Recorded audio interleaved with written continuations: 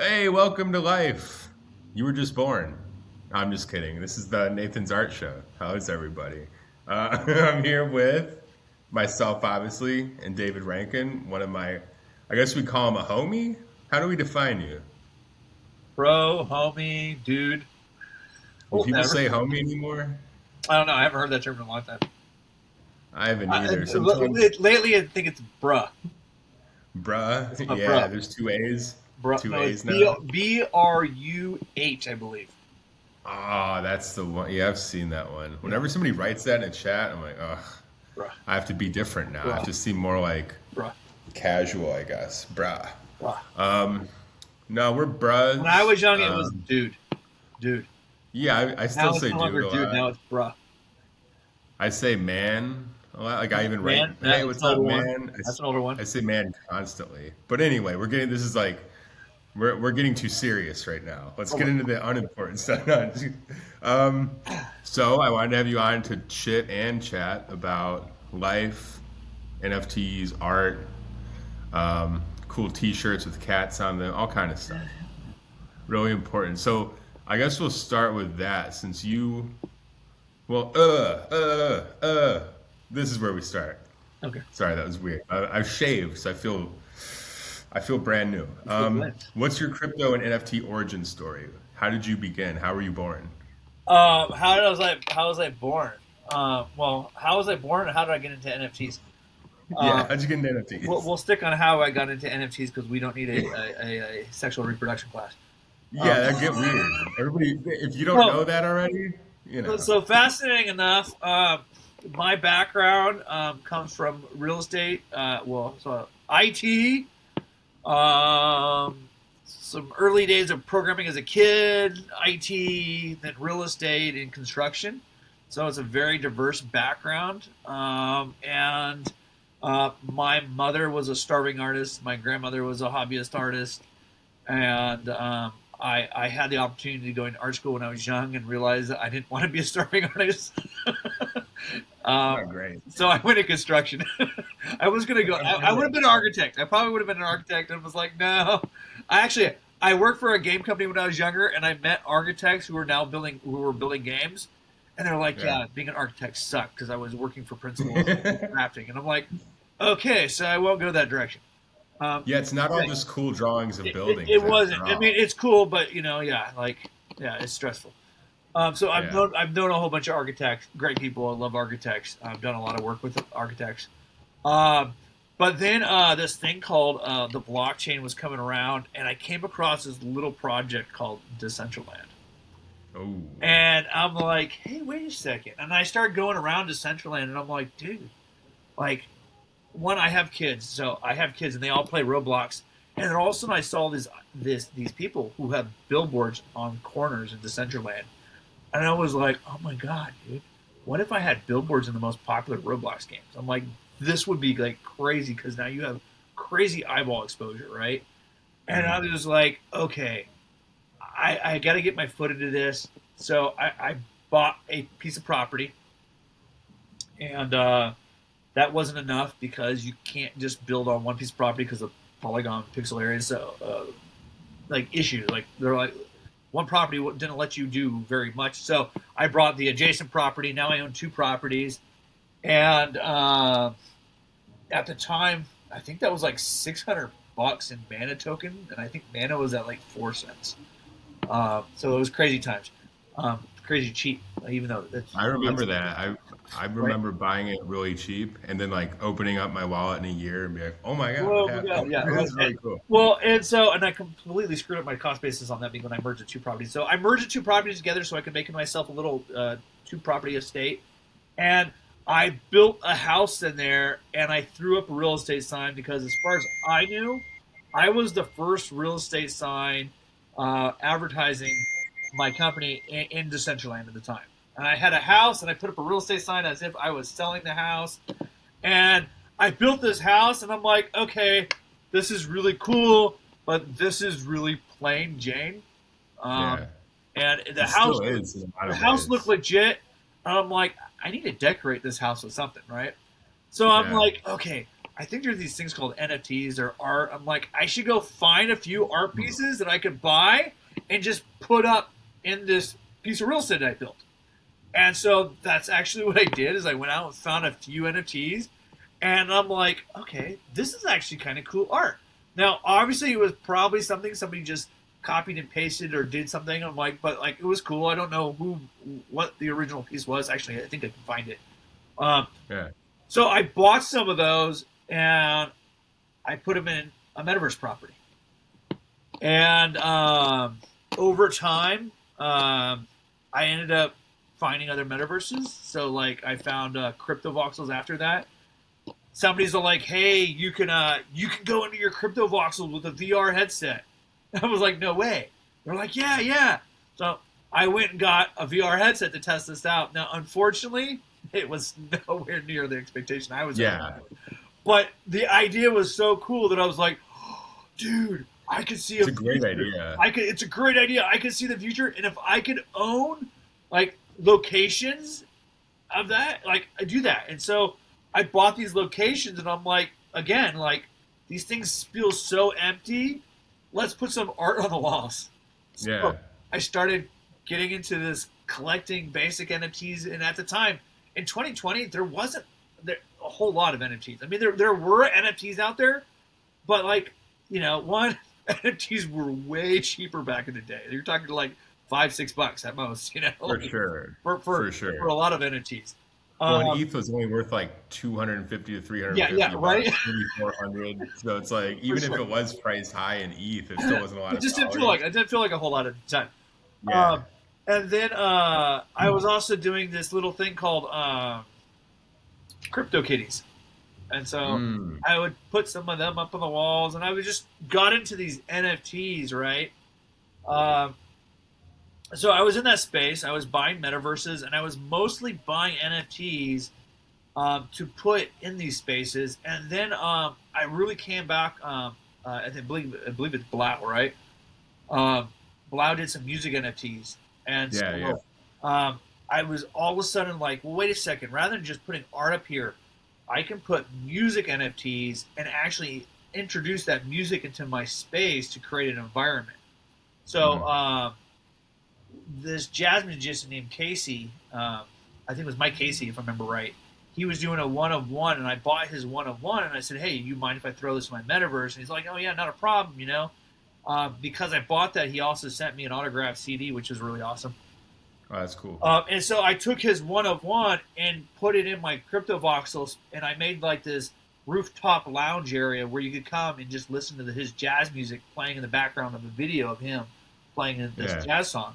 And so that's really kind of what sucked me into NFTs was really seeing, just fulfilling this vision of I've always been into video games. The whole idea of being able to own your property in a video game, especially in one that's global, where people could come and see what you're producing. Like I've met a whole bunch of artists who have a metaverse location, and they're across the world, and the only way I've ever seen their artwork is because it was on display in these metaverses. Yeah. Right? Do you think it's ever coming back? Or do you think that was a symptom of COVID? It may have been a symptom of COVID because everybody was looking for other ways to branch out and meet people. Now, I met so many people during COVID. COVID was awesome. If you were a techie and you were online, and it reminded me of like our early days of was it YRC or online chat programs.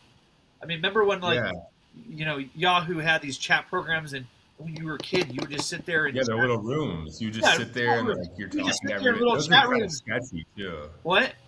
They got sketchy too. I remember some of them. Maybe eventually. I think I was out of it before the time it got sketchy. I mean, we were all good and innocent back in the day.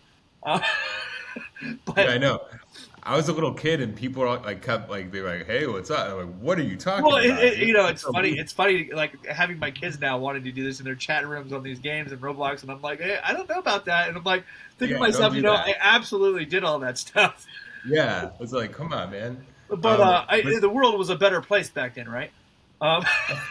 feels like they say statistically it's No, better now, but I don't believe it in some ways. Like it felt better back then. It felt more just pure, the more higher clean. probability, the higher. There's more numbers now, more people out there. So, Yeah, that's true. um, so that's really what kind of got me into it is this whole real estate stuff, and then wanting to populate that real estate. Like, I Yeah, have, if you can see, I have artwork on my back walls here, right? I like artwork. I grew up. I did like I was an AP art class when I was a kid. I mean, I grew up yeah, doing art. My family grew up doing art. So I have an appreciation for art.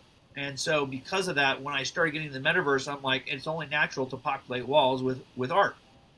hmm It's part of our culture, and then this way to be able to share your art collections. Like so many of us have a piece of art that's sitting in our walls in our house that nobody else ever gets to see, right? And like the idea that you can now share your art with the rest of the world or share your collection with the rest of the world is really cool. It's yeah, it's it's almost like having a gallery. If you go to a gallery, a lot of times you'll see like this piece was donated to or owned by such and such, for the purpose of our yeah. gallery, and it's like that's really cool. Why can I not just do that in a metaverse space where people can see my art? Um, Yeah, and I, so, I think it also showed me how many people from like the more of like I guess you call it like the 9 to 5 working world really enjoy art and like it's not all for like this like and it is for like rich people or whatever we want to yeah, call it, right? But like at the same time, like I know a lot of people that don't have a lot of money that were finally like interested in art and they felt like they would participate in the art world in some meaningful way. well, So I always thought that was kind of cool. and there's so much further that it could go, and it's kind of sad that it died off. And I think it died off because of over speculation. I met a whole bunch of artists who felt like, hey, I'm a successful artist in the real world, but I'm just not getting recognized in the digital space.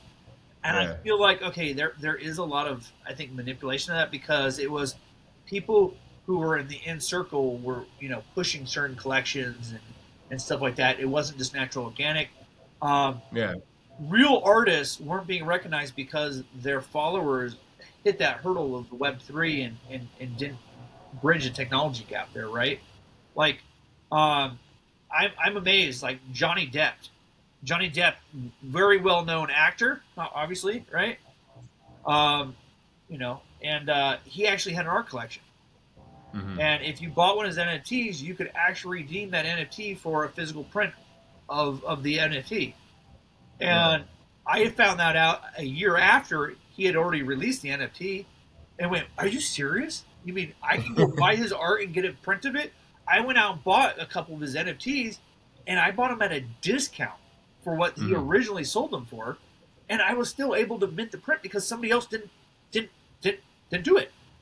And, Yeah. and I'm like, It's this is like it's crazy. super Like, interesting too though because like a lot of people from the physical art world that felt like they couldn't get recognized digitally. Just something I was just stuck on that yeah, thought. Like I started out more digital yeah, and then started to get into physical and I can't get recognized in the physical art world. that is kind So of it's weird. like so it's always gonna feel that way. Either Like the close, grass is yeah, always or you greener kind started of a it. thing. It's always yeah, it's always gonna feel that way. Just for anybody out there that hears this, it's like, yeah, like you know, or like Well, thinks the opposite. yeah, and so it's been fascinating, and I don't think people, it's been like you're saying, it's been really weird because I know people, like I have multiple galleries. You're in one of my galleries, obviously, have your artwork up. I have another artist who does great in California, has great pieces. Couldn't sell his NFTs. He had like 5 NFTs. Um, Nobody bought them, surprisingly. Now I bought one of them because like it was a personal friend. He kind of hooked me up with a good fair price on it. But this guy does whole entire murals. He's done murals for like Google and stuff like that. Like he's really well known. His name is Ricky Watts. Throw out a shout out to him. But I have a gallery in my in the voxel space with his art going up the side of my building, and I have like 5 of his pieces. Now I don't think they're for sale anymore. They're just sitting there because they think he unlisted them. But like nobody bought them, and I'm like, he does really well when he sells his paintings in real life. And it's just like, but the thing is like his audience, right? His audience and his collectors aren't in the space, or people just don't see the difference in value. Now, if Yeah, there's such a difference in like what people expect in the yeah, digital art world versus like the physical art world. It's like glitch art is really popular and certain stuff. There's just certain things that translate better, I guess. yeah.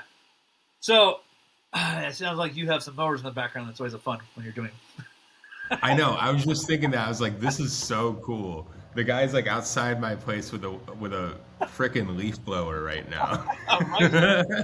So At you least we know, can joke about it. I'm not gonna like sit here and act all like, oh, no, chill. It's all good. It's all good. So it's always good to acknowledge reality.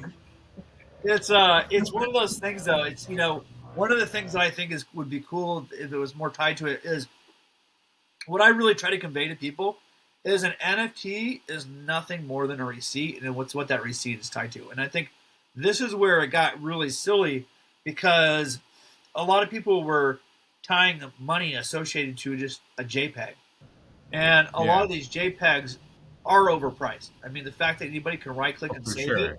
it's okay. What is the real value there? Something. So I have a Bored Ape, but the thing is when I bought the Bored Ape, even though I paid like I bought my Bored Ape pretty cheap, but even though when I paid for that Bored Ape, I bought that Bored Ape because of the IP, the intellectual property, the commercial rights use that I was getting for it, right? Yeah, And I think that's one of the things that's really been missed in the NFT space is it's it's it's it's what the NFT is tied to. So in my viewpoint, an NFT is nothing more than just a receipt. yeah, It's what the receipt represents. Now, where that can be unique with art is, when a piece of art, or even if it's a digital piece of art, is a one of one, it's an on-chain proof that this was a one of one, or when it was minted, or when it was curated. Right now, people can do copies and duplicates of later on of images, but yeah, it's not the original image. It's not the date. And the thing is, so there's that collectability to it, where you have the timestamp of when this was issued, when this was created, right? And that the yeah. idea of scarcity. Now, anybody can right click on it. That's fine, but it's the representation of ownership, right? Yeah, it's kind of like Um, taking a photo of the Mona Lisa and acting like you own it yeah. because you put that photo on your wall. It's not the same. So, is it the same? Is it better to say, hey, I have the receipt, the NFT that shows I own proof of ownership? It can be questionable. I think really where it gets better is like uh, what's his name, the pirate, where like I said, the Yeah, redeemable, yeah, Johnny Depp, yeah, the Johnny pirate. I Depp, knew it. I was yeah, like, what is his name again? yeah, yeah. So what Johnny Depp did was brilliant because you own this NFT that represented a receipt, but by using that receipt, I could go redeem and pay for the original. I still keep the NFT, but now I have the original print, which is a one of one, right? Just like Yeah, the NFT is a one of one. And now the NFT shows that it was minted, that I claimed the piece, but now I have the physical and I have the receipt for it, right? yeah. And that is huge. Um, one I could One just thing I'm going to start doing is like, I think I'm going to start specifying in the metadata that if yeah somebody owns like the NFT, they can. I think you have to be specific, or else it won't enter people's minds. Also, like they're going to own the image and the music attached to it. And I actually have like, I don't. I mean, I'll just show you on my phone, just like between you and me. yeah Like not like people can't see it, but like this is a commercial use license okay cool for like a piece of music. So I could yeah specify like the track, the title, the fact that I made it, like what I made it on and everything. And if I transfer that the right way, it transfers ownership. And that might not mean a lot to people. Same with an image might not mean a lot to people. But Well, I wouldn't I think transfer that ownership. people I own, I wouldn't you know. transfer ownership. What I would do is I would transfer the rights of use. Right, yeah, yeah. That's I guess that's more what I meant. Yeah. Same with like the image. Like so if you had like a t-shirt brand and you wanted to buy my design and put on your shirt, you could just buy the NFT. Cool. I think that this is going to come into play when musicians are selling like the masters copies of their music eventually. Well, So like I think masters should be sold on chain. That's and, like my and so personal there's belief. there's two things when I look for NFTs. At least so one there's the art area, right? And Yeah. in art, I really think it's a great idea to, if you produce an NFT, to be able to have a redemption quality. Hmm. Like one of the greatest things is, and I feel bad. I think it was Chris Potter, has passed away now. But one of the NFTs that I bought is this beautiful beach scene, right?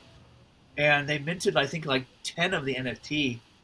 And I had reached out to him on Facebook. I followed him on Facebook. I said, it'd be really cool if artists did NFTs and the art was redeemable. I'm like, I Mm. bought this NFT and I really think it's really awesome scene. And he hit me back and he's like, well, I still have the original print for that. Would you be interested? Yeah. And I was like, hell yeah. Like, yeah, let me buy this original. How much? And so I bought the original off of him, even though I had bought the NFT. Now there's 10 there's 10 copies of this NFT out there. But there's only Right. one original, and I claimed it, right? And Yeah. it's that ability of taking an art piece and a receipt, and being able to have some redemption quality to it. Yeah, I believe that's true. And I it's believe like that's like a real value proposition. it And is. and it's almost more for like the artist too, because like a lot of people don't think about this. But if I'm a digital artist and I just have like the file on my computer, Yeah. it's literally just a file on a computer that I can send to people and everybody can open the file and it's the same image. So like until you put it on chain, it's not really like a Well, thing in the yeah. virtual world I yet. mean, imagine this. Imagine you were going to do a 250 release, right? As a collector, if even if you're going to do 250 prints, right? If as a Mm. collector, I can buy that NFT and redeem one of the 250. I'm down for it, right? What I Yeah, don't like doing is I don't like going to the store and buying a print that I know is going to be mass produced and I don't know the quantity, because that's a good point. that print Yeah. literally has no value to me other than what I just Yeah, it paid just for. has like a pencil writing in the corner that says like number 80 out of Well, 100. well, And you're well, like, but well, you could just make more, but literally. if it's 80 out of 100, as long as that's guaranteed somehow, that's fine. Yeah. But the thing is, like, how do you know that's guaranteed? Like, but the thing is if you're doing an NFT release and they're like, hey, this is 1 out of 250, and there's going to be no more. Okay, well then that's fine, or at least what Yeah. release, because what people don't realize, and I think a lot of artists don't realize this, is when you dilute your artwork and you issue more prints of the same thing, you're actually Yeah. reducing the value of those prints. Agreed. Like, and that's kind of a sad thing. I mean, I know Which is the reverse for a lot of NFTs artists are though. going to hate on that. A lot of artists are going to be like, well, that's how I make my living, is selling prints. But you know what? Right. I think, like, if there's a million of your prints out there, nobody's going to want your print eventually. Like, there's no uniqueness to Well, it. well, and that's an interesting debate I've been having with somebody Yeah. in the digital world though, is with NFTs. Like I was debating somebody and him and I had a different conclusion, Okay. but he made the point that with NFTs, the more wallets you're in, the larger your network effect is, which means you're Yeah. although there may be less scarcity, but you have a higher network of people attached to your work, which actually makes it more valuable. And I always thought that was kind of interesting. There is a So network effect. It's yeah, the number of collectors who are collecting it, as long as they all perceive value of your artwork. right, right, Right. As I said, there. If you go look, and this is one of the fascinating things I learned about the art market, right? Is if you go look at hmm wealthy collectors support their own value.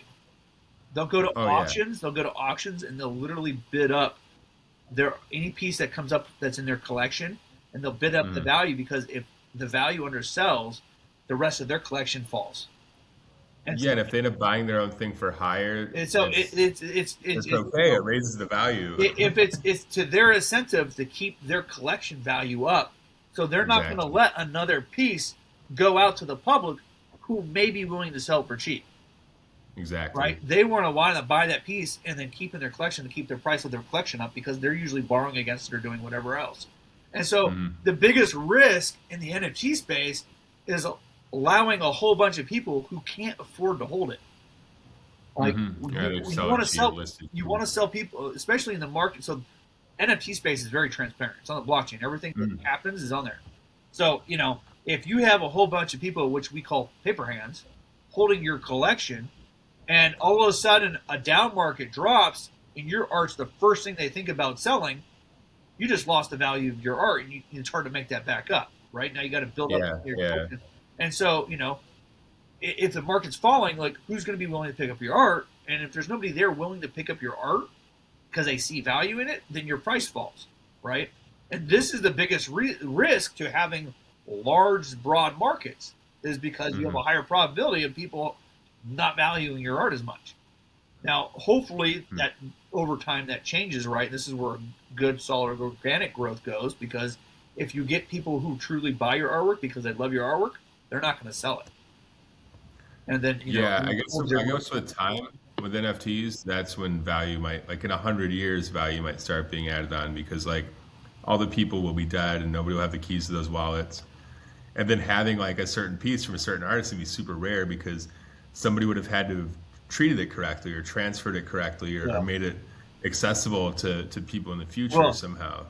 The NFTs that are going to be valuable in the future are the ones that are still on chain when IPFS has failed for all these NFTs. Oh no, but it's interplanetary. Well, no, but the thing is, I think there's a fee to maintain your IPFS.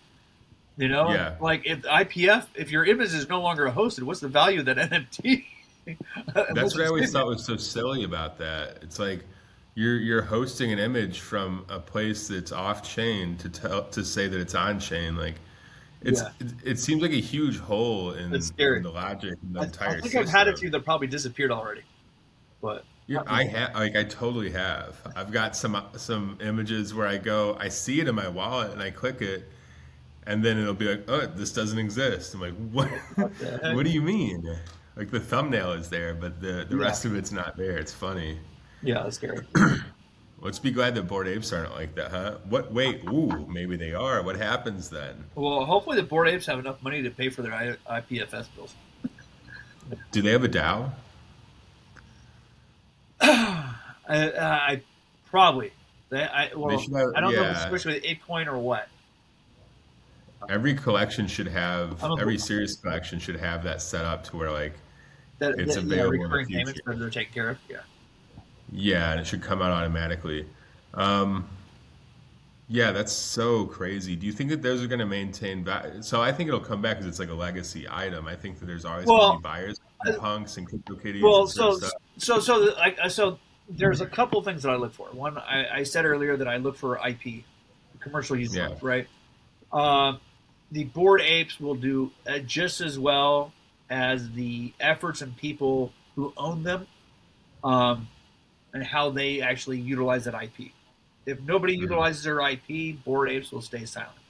If somebody like Snoop Dogg and Eminem start utilizing their Bored Ape IP again, we'll see it prosper and we'll see it take off, right? I think Pudgy Penguins will eventually have like a Disney movie or something. That's been like the rumor, right? They'll probably have their own. They'll probably have their own. So the thing is I own this Bored Ape. We're getting to a point where anybody will be able to produce stuff with AI and TV. So like maybe I have a Bored Ape cartoon in 2 years, right? And all of a sudden everybody starts utilizing this IP. That grows the overall brand. I mean, that's why I've never sold my Bored Ape. I have one of the kennel dogs, and I made a T-shirt. I have a jersey of my Bored Ape. I put my Bored Ape on a skateboard. I mean, so like, there's a lot of possibilities there. That doesn't exist on most NFTs.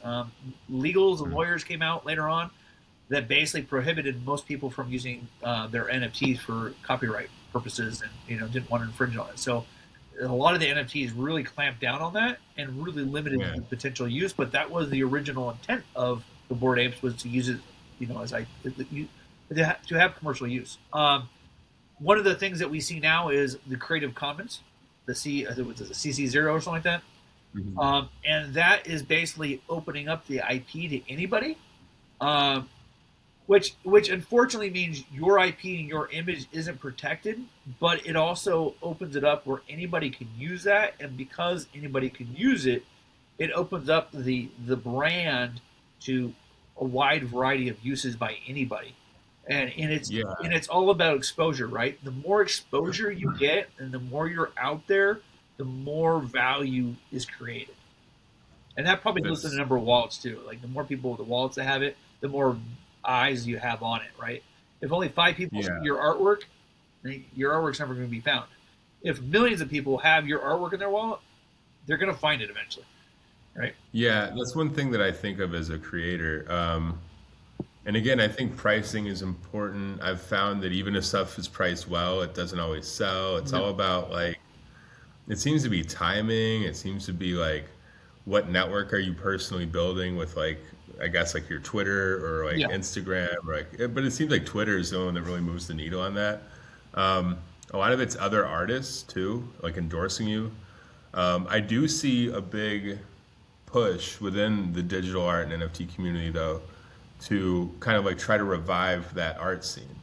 Um, Recently, there's been like some crazy amount of money pledged by creators and artists and supporters to try to like make this next year like a bigger NFT year, Interesting. at least for small artists and stuff. So I wonder if that's going to have a positive Well, effect. it's also so a lot of people. I mean, ETH mainnet has been one of the main thing where the high quality of artists have typically been seen. The Yeah, problem is a lot of people went over to L2s like base and stuff like that. I have people yeah, that I know that are on Tezos and they said like it was an objective or something like that. Objective yeah. protocol. A lot of people went over to Tezos to do art. Um, Unfortunately, I just never got into the Tezos ecosystem with the art, but Me art either, but I think they've art's got a supposed to be great big over there. community. It's supposed to be really, still pretty big over there. And the thing is, Yeah, and for third world countries and stuff like that, like a few bucks helps perfect. anybody over there. Yeah. And so there's still stuff going on over there. It's been really quiet over on Ethereum. Um, There's been some innovation though on yeah, Ethereum. So like Transient Labs has done some cool stuff that I like recently. They've got like these multi NFTs. I think that's how they're putting it, where yeah, you can like attach multiple things. So I could have like potentially like what I'm thinking about doing is like an album. So I can like link all my stuff. There's ones that you can evolve over time. that's cool. So say I was going to drop like one song via NFT every month for 12 months to make a 12-song album. Yeah, I could keep adding onto it. There's ones that attach like the physical world. I think they call them trace chips, which is essentially like a what do you call that? Like a near field chip, like something that you read with your phone. I think it's basically like that, but it helps your like physical art live on chain. nice. And they've got like these like living AI generated NFTs or something where like they evolve with certain conditions. So Well, I think that there's innovation because it's cheaper to use yeah, L1s now. um, yeah. I'm really curious to see where it goes and what brings us back there. Like I said, I still like voxels. Exploring voxels and seeing art through there is awesome. On cyber.io has also Mhm. some really cool art galleries, like the museum district by Punk 6529. Okay. Um, there's some really great galleries and stuff like that out there that people can look at. What's happening with voxels, by the way? I heard did they tweeted out that they're selling or something? What is going on? Are they? I I don't know what's up with their Twitter, but sometimes I haven't I'll heard see of some them. I'll hear some weird stuff coming out of it, and I saw it like a while ago that like they were entertaining offers or some kind of It'd thing. be quite a bit. I don't know about that. I mean, I'm sure if they got enough money, they'd probably be willing to sell it. But Yeah, I'm so curious to see what'll happen. I think people were always disappointed with those metaverses that there's no like type of game or anything like, attached to it. I think they all expected it to be like a game more than just an let's see. open Well, he world. has a new thing on here. Retro voxels. It is a 100% copy of voxels as it was in December 31st with a separate database and art server. The coming See, this is fall like a weird release thing that I've been never gave reading. any features. Requests to bring back removing functionality won't be replied to. That's what Retro 4 is for. Huh.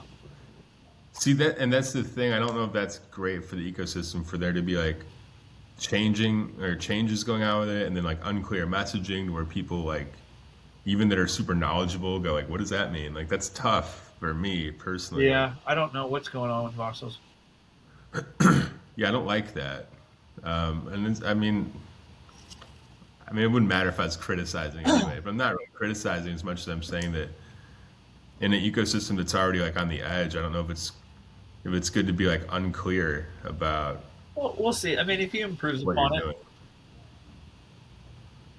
So, but I also thought it was like kind of like sometimes it felt really cool. Sometimes it felt kind of creepy because it's like there's like nobody in there sometimes. And it's Well, really if we improve upon it, as long as I get property in the new space, I'm all down for it.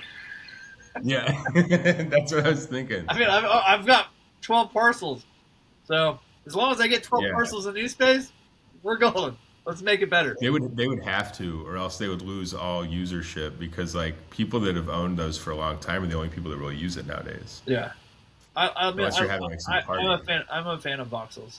I love it too, and I appreciate you doing the gallery in there. I think it's still innovative, even though people don't fully get Well, and why it's it's still so early. It's still so early in the crypto space.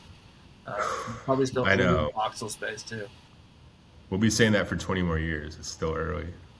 Uh, But anyway, hopefully not. Hopefully we've not. reached our time limit. I was going to say we could keep going, but I've got to eat and do some stuff. I've been eating a lot, dude. Can you tell that I'm getting fat? No, it's because you took that 72-hour fast. So one thing, if anybody's wondering, fasting is great, but you got to be Until you're careful right stuck. before it. Yeah, before and after, you give yourself all these excuses like, well, I'm not going to eat for 72 hours. And then afterwards, you're like, I didn't eat for 72 hours. I can eat all I want. Then you'll eat a giant box of Fruity Pebbles with a whole container of ice cream, just mixing them together. Nom, nom, nom, nom, nom. That's not That's good. what I was doing. It just Yeah. completely killed the reason that you had the fast. The fast is supposed to be cleansing, and if you add all that Yeah. garbage back in, I don't know if that helps, bro. I feel like I look better. It convinced me to get rid of the beard. Until you put all the toxins back in. Oh man! And living in a city, I feel like I'm breathing them in. Whenever I go out, I'm like, I'm like, oh, what is that? Like Yeah. I'm like breathing in smog or something. Although Charlotte's pretty clean. Well, now I have to go look at voxels. And, Yeah, now you're nervous. You're like, what is going on with like, them? what do I not know what's going on? But yeah, is there anywhere where people can find you or any projects you got coming up? Is there anything that you want to kind of shout out really quick? I don't know. I mean, we're just plugging away.